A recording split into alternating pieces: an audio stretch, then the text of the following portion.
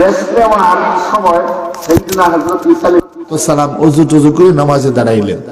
আর ওই উনার সাথে যে খাদিম আছে, খাদিম বলল, হুজুর আমি এখানে আছি, আমি গাছটি পাহারা দিচ্ছি। প্যারা হাজরিন, তারপরে সাইয়েদনা হযরত ঈসা আলাইহিস সালাম নামাজ টামাজ পড়ার পরে খাদিমকে বললেন যে কাপড়ের গাঁটটিটা আনো, আমরা এখন সফর করব, ক্লান্তি লেগেছে, একটু খাবার খেয়ে নিই, তারপরে আমরা রওনা শুরু করব। হযরত ঈসা আলাইহিস সালাম যখন গাঁটটি খুললেন, খোলার পরে দেখলেন যেখানে 3টা রুটি রেখেছিলেন একটা রুটিও নাই। আজীব ব্যাপার, রুটি কোথায় গেল? আমি গাঁটটি বাঁধার সময় রুটি দিলাম, মাঝখানে কোথাও গাঁটটি খুললাম না, আর এখন আমি নামাজের মধ্যে গেলাম, গাঁটটির থেকে রুটি কই গেল? খাদেমকে বলতেছে আমার রুটি কই? হুজুর আমি জানি না। তো এখান থেকে রুটি কি হয়েছে? বাবা আমি তো একমাত্র কোথাও তো আমার গাঁটটি খুলে নাই, এই তোমাকে মাত্র দিয়ে গেছি, এর আগ পর্যন্ত গাঁটটি তো আমার সাথেই ছিল। তখন এই ব্যক্তি বলতেছে খোদার কসম আমি এখন হুজুর আমি এখান থেকে কোনো কিছু খাইনি। যখন কসম দিলেন পয়গম্বর, তখন বললেন আচ্ছা ঠিক আছে চলো। অনেক দূর গেলেন, যাওয়ার পরে বালুকাময় স্থানের মধ্যে আপনার যাওয়ার পরে 3টা বালুর স্তূপ করলেন। 3টা বালুর স্তূপ করার পরে সাইয়েদনা হযরত ঈসা পয়গম্বর বলতেছেন যে এই 3টা স্তূপের মধ্যে একটা স্তূপ আমার, আরেকটা স্তূপ তোমার, আরেকটা স্তূপ হচ্ছে যে ব্যক্তি আমার রুটিগুলো খেয়েছে তার। এই স্তূপগুলোকে সাইয়েদনা ঈসা পয়গম্বর দোয়া করলেন, ওগাল্লাহ এগুলিকে স্বর্ণ বানাই দাও। তারপরে এই 3টা স্তূপ স্বর্ণতে পরিণত হয়ে গেল। স্বর্ণতে যখন পরিণত হলো, আর যখন ঘোষণা করলো একটা স্তূপ আমার, আরেকটা স্তূপ তোমার, আরেকটা স্তূপ যে ব্যক্তি রুটি খেয়েছে তার, সে মনে মনে চিন্তা করলো আমি তো একটা স্তূপ পাইতেছি, এখন যদি সত্যি কথা স্বীকার করে দেই আমি রুটি খেয়েছি, তাহলে তো আমার আরেকটা স্তূপ আমার হয়ে গেল। তখন এই ব্যক্তি বলতেছে ঈসা পয়গম্বর আসলে হুজুর আমি তোকে মিথ্যা বলছি, আমি রুটি খেয়েছিলাম, হ্যাঁ আমি আপনার সাথে তখন মিথ্যে বলেছি, আসলে আমি রুটি খেয়েছি। প্যারে হাজরিন, যখন এই কথা স্বীকার করলো তখন ঈসা পয়গম্বর বলতেছে এক কাজ করো, এই স্তূপ 3টা তোমারই, আর তুমি এখানে থেকে যাও, আমি আমার সামনে দিয়ে অগ্রসর হচ্ছি। যখন এই বেচারা এই 3টা স্তূপ পেয়ে ফেললো, তখন সে আনন্দে আত্মহারা, খুব খুশি, যাক 3টা স্বর্ণের স্তূপ পাইছি, জীবনে আর কি লাগে, আর তো কিছু লাগে না। এই 3টা স্তূপ যদি আমি খাই আমার 14 বিড়ি পর্যন্ত খাইতে পারবে, 14 বিড়ি পর্যন্ত খেয়ে শেষ করতে পারবে না। এই চিন্তা ফিকির করে সে আর গেল না হযরত ঈসা পয়গম্বরের সাথে, সে এখানেই থেকে গেল। প্যারে হাজরিন, সামান্য করে ডাকাতের দলের আসতেছে। যখন ডাকাতের দলেরা আসতেছে সে চিন্তায় পড়ে গেল, এই 3টা স্তূপ ডাকাতরা যে আসতেছে এগুলি নিয়ে যাওয়া তো সম্ভব নাই, তুলে কিভাবে, নেই কিভাবে? ডাকাতরা আসার পরে স্বর্ণের স্তূপ দেখার পরে ডাকাত কি আর মাথা ঠিক থাকে নাকি? বলতেছে এখনই তোমাকে জবাই করে এই 3টা স্তূপ নিয়ে যাইব। তখন সে ব্যক্তি বেচারা কি করবে, আর বাধ্য হয়ে বলছে আচ্ছা ঠিক আছে তোমরা অন্তত তোমাকে স্বর্ণের স্তূপ নিয়ে যাও, আমারে জবাই করো না। না তোমাকে আগে জবাই করবো, পরে স্বর্ণের স্তূপ নিবো। না আমাকে প্রাণ ভিক্ষা দাও, আমাকে তোমাদের খাদিম বানাইলো, তারপরে আমার মাইরো না, স্বর্ণের 3 স্তূপ নিয়ে যাও। সর্বশেষ ডাকাতরা যখন দেখলো এরকম কাকুতি মিনতি করতেছে, বললো আচ্ছা ঠিক আছে তুই আমাদের সাথে থাক, আর স্তূপ আর এগুলো তোর দাবি নেই, এগুলো আমাদের, এটা তোর না। যখন এই কথা বললো তাহলে ঠিক আছে আমি মানছি। তখন বহু পরিশ্রম আর ক্লান্ত হয়ে ডাকাতের দলেরা তো আসছিল, তো ডাকাতের দলের বললো এক কাজ কর, যা বাজার থেকে গিয়া রুটি নিয়ে আস, আমরা রুটি খাই, খিদা লাগছে। তো টাকা পয়সা দিয়ে তাকে বাজারে পাঠাইলো। বাজারে পাঠানোর পরে ওই বেচারা বাজারের মধ্যে যাওয়ার পরে সে মাথার মধ্যে চিন্তা আসলো, হায় রে হায় আমার এত টাকার স্বর্ণগুলো নাই হয়ে যাবে, কি করা যায়? হঠাৎ করে তার মাথার মধ্যে আসলো যে এইগুলির মধ্যে বিষ মিশাই নেই। যখন এরগুলোর মধ্যে বিষ মিশাইয়া তার রুটি ক্রয় করলো, এগুলির মধ্যে বিষ মিশাইয়া নিয়ে গেল। যখন সে বাজারের মধ্যে চলে গেল, ডাকাতের দলেরা চিন্তা করলো যতই হোক সে তো মালিক, সে যদি কোনো ফন্দি টন্দি করে আমাদের অবস্থা খারাপ করে নেবে, এ কারণে তারে খতম করে দেওয়ার দরকার, সে আসুক তাকে খতম করে দেব। প্যারা হাজরিন, তারপরে এই বেচারা যখন বাজার থেকে রুটি নিয়ে আসলো ডাকাত দলের জন্য, নিয়ে আসার পরে তো ডাকাতের দলেরা কি করলো, তাকে ওখানেই জবাই করে দিল। প্যারা হাজরিন, জবাই করে দেওয়ার পরে আর ওই দিক দিয়ে বললো ঠিক আছে আগে কাম সেরা জবাই করলে, তারপরে তারা রুটি খাওয়া শুরু করছে। রুটি খাইতে আপনার রুটির মধ্যে তো বিষ মিশ্রিত, সামান্য সময় যাওয়ার পরে আপনার সব মরে সারখা। প্যারে হাজরিন, এই তিনটা স্তূপ পড়ে রয়েছে।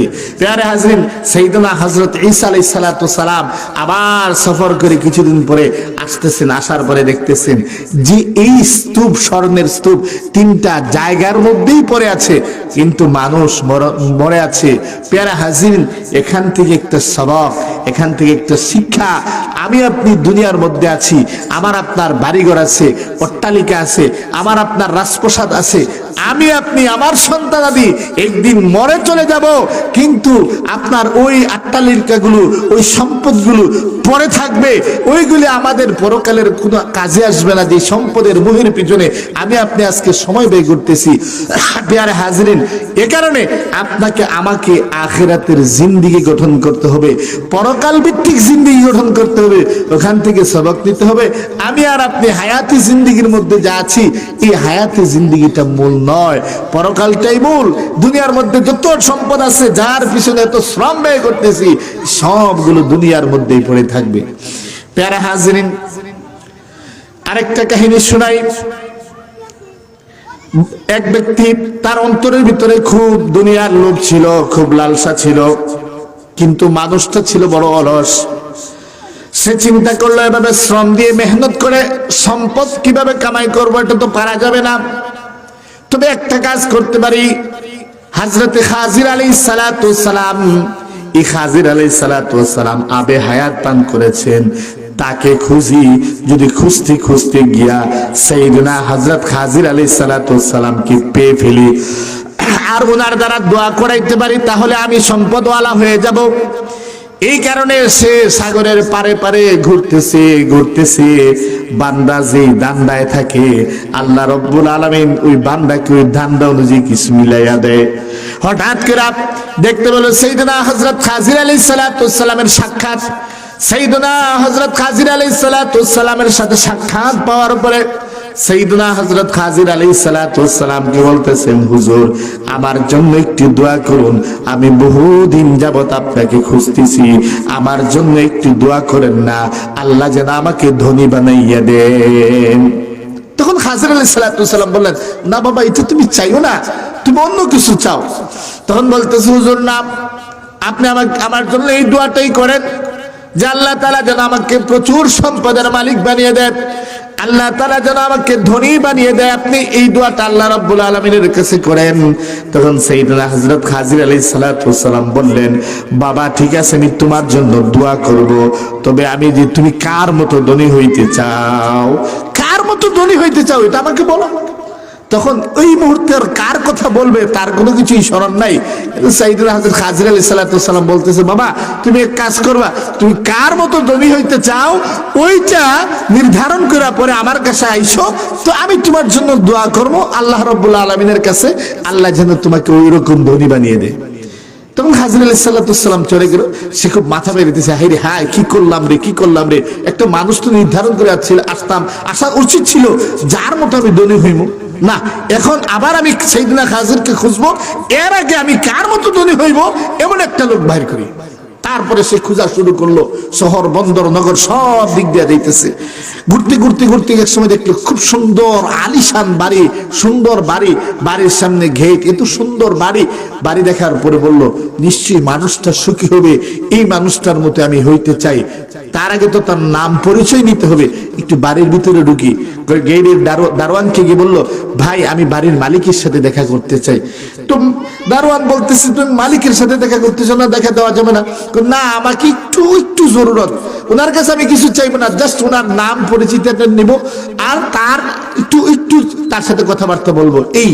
তারপরে বাড়ির মালিকের সাথে সাক্ষাৎ করলো। সাক্ষাৎ করার পরে বাড়ির মালিককে জিজ্ঞেস করলো, ভাই আপনি বড় আনন্দের মধ্যে আছেন, বড় সুখী আছেন। তখন বাড়ির মালিক বলতেছে, না ভাই আমি সুখী না, আমি খুব কষ্টের মধ্যে, পরিশানের মধ্যে, চিন্তার মধ্যে আছি। বলতেছে আপনি চিন্তার মধ্যে। এখন তার মাথার মধ্যে বাড়ি দিল যে বেচারা ধনী মানুষ, এরপরও কইতেছে টেনশনের মধ্যে, চিন্তার মধ্যে।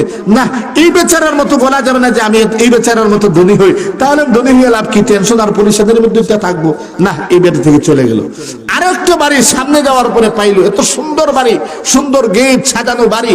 বাড়ির যাওয়ার পরে বাড়ির দারোয়ানকে বললো, ভাই মালিকের সাথে দেখা করতে চাই। তখন বলল, না মালিকের সাথে তুমি দেখা করতে, ভাই আমার একটু জরুরত, দেখা করতেই হবে। সর্বশেষ তাকে দিল, বাড়ির মালিকের সাথে বসলো। বসার পরে বলল, ভাই আমি সর্বকাহিনী বললো, আমি একটু খাজির আলাইহিস সালামের সাথে সাক্ষাৎ পেয়েছি, আর উনি বলেছেন তুমি কার মতো ধনী হতে চাও, নির্ধারণ করে নিয়ে আসো, আমি তার মতোই তোমাকে দোয়া করব, আর তুমি তার মতো ধনী হইবা।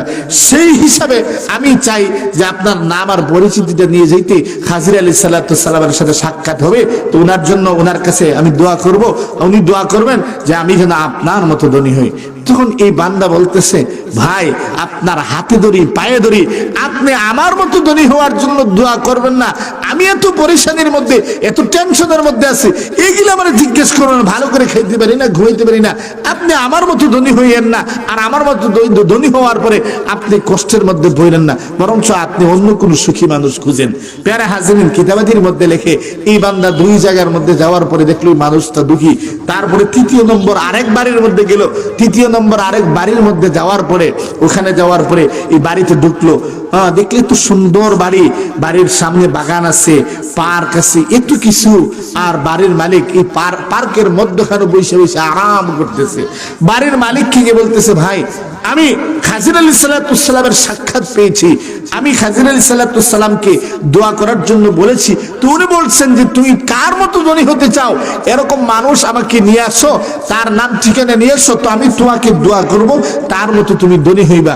আমি তো দেখতেছি আপনি অত্যন্ত সুখে আছেন, অত্যন্ত আনন্দে আছেন, আপনার তো সুন্দর আলিশান বাড়ি, আপনার বাড়ির পার্ক, আর এই জায়গার মধ্যে বসে আরাম করতেছেন, এর চেয়ে শান্তি আর সুখ কি হতে পারে? এ কারণে আমি চাই আপনার মতো ধনী হইতে। তখন ওই বান্দা বলে, না ভাই আপনি আমার মতো ধনী হন, এটা খাজির আলাইহিস সালামের কাছে গিয়ে দোয়া করাইবেন না, বরঞ্চ আপনি অন্য কোন মানুষ খুঁজেন। ভাই আমি অন্য মানুষ পরে খুঁজবো, 3টা মানুষ খুঁজলাম, সবাই এরকম করতে বলতেছে, তো আপনার দুঃখটা কি, কষ্টটা কি, আপনার পরিশানি কি? এত সুন্দর সুন্দর বাচ্চা কাচ্চা আপনার, আপনার ফ্যামিলি, আপনার বাড়ি এত সুন্দর, আপনার বাড়িঘর বিল্ডিং এত সুন্দর, বাড়ির সামনে পার্ক আছে, এত কিছু থাকার পরে আপনার কষ্ট কি? তখন ওই আল্লাহর বান্দা বলে, হে লোক শোনো, হে মুসাফির শোনো, আমি কি কষ্টের মধ্যে আছি আমি আজ পর্যন্ত কাউকে বলিনি, কিন্তু আবার টেনশন আর আমার পরিশান, বহু বড় পরিশান। এই যে সুন্দর সুন্দর বাচ্চাগুলো দেখতেছো, যারা আমাকে বাবা ডাকতেছে, আমার কাছে আসতেছে, তো সুন্দর সুন্দর বাচ্চা, এই একটা বাচ্চাও আমার না। তো বলে কাহিনী কি, আমাকে একটু খুলে বলেন। বলে কাহিনী হচ্ছে, আমার বিবি, তখন আমি বাচ্চা কাচ্চা পাই নাই, আমার বিবি একবার হঠাৎ করে অসুস্থ হয়, আর আমার বিবির জন্য এত মায়া ভালোবাসা ছিল, এত প্রেম মহব্বত ছিল। যখন বিবি অসুস্থ হয়, হাসপাতালের মধ্যে ভর্তি আছে, আমি বিবিকে দেখতে যাই। বিবিকে দেখতে যাওয়ার পরে বিবিকে গিয়ে বললাম, বিবি তোমার এমন অসুস্থ, আমার তো বড় কষ্ট হয়, আর তোমার মতো আমি বিবি পাইবো কোথায়, তুমি যদি মইরা যাও আমার বড় কষ্ট হবে। এই কথা বলার পরে আমার বিবি বলল, না এটা তো তুমি আমাকে এমন করে বলতেছো, আমার মৃত্যুর পরে তো তুমি আরেক মেয়ে বিবাহ করবা, বিবাহ করে তুমি তো সুখী হইয়া যাইবা। এই কথা বলার পরে আমি কি করলাম, বললাম না না, আমি তোমার মৃত্যুর পরে আমি আর বিবাহ করব না। এই বলে আমি আমার লজ্জাস্থানকে স্ত্রীর সামনে রেখে দিলাম। এখন লজ্জাস্থানকে এটা স্ত্রীর সামনে রেখে দিছি, আর বলছি তোমার মৃত্যুর পরে আমি আর বিবাহ করব না।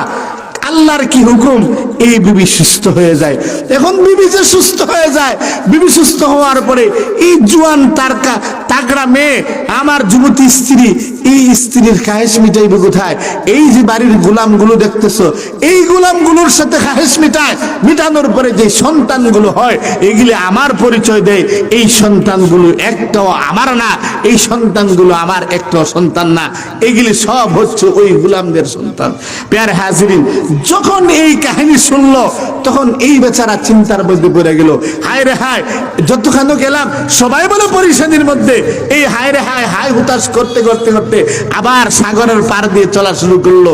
সাগরের পার দিয়ে চলতে চলতে হঠাৎ করে আবার খাজির আলাইহিস সালামের সাথে সাক্ষাৎ।